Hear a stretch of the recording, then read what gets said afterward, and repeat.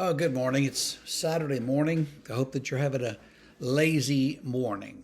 So, today we're going to finish up with some reflections on the parable of the prodigal son. And we're going to look specifically at that older brother.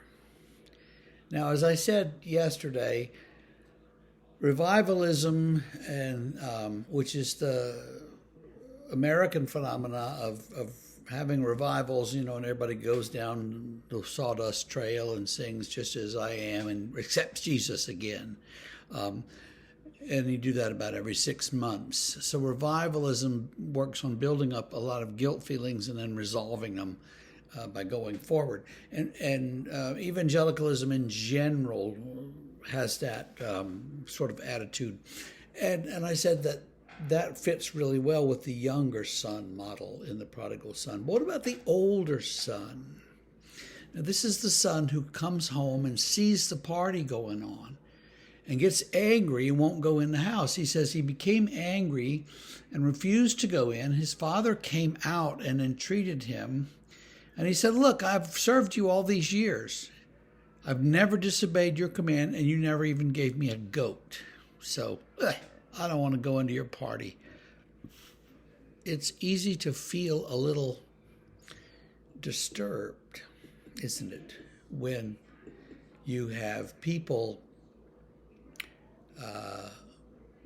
big sinners. They come to the church and they become saved, and they repent and they change their ways, and they're no longer, doing all the things they used to do, running with the motorcycle gangs and using drugs and all that stuff, and they're great success stories for the church. And you're somebody who's come to church every Sunday, just about every Sunday, 85% of the Sundays for the last 15 years, and you've always paid your pledge regularly and kept it up, and you've given to special offerings, and you've volunteered for stuff, and you've been in Sunday school, and you've done all the things a Christian is supposed to do. And yet, nobody ever celebrates you. They celebrate these sinners that come along, and you get a little jealous, right? I think some people do. And that's exactly where the older brother is. The righteous older brother, or the self-righteous older brother, we might call him.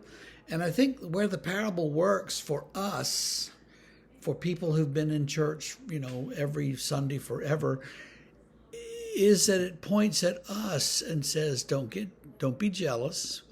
Don't be like that brother. Don't get that way when somebody else is celebrated. You just do you. You focus on your relationship with the Father.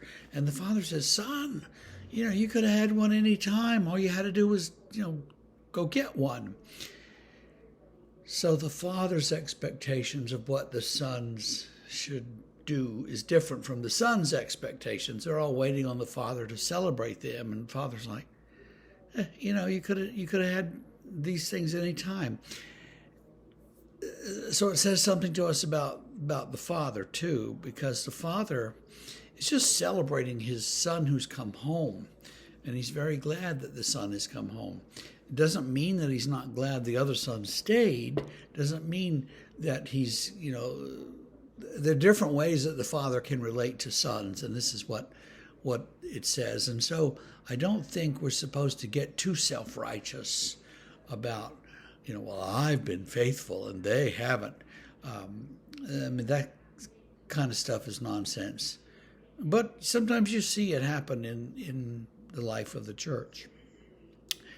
So let this parable speak to you over the weekend, and I hope it's been speaking to you this week. Next week, we're going to take another very famous parable and pry it apart and see what's in there.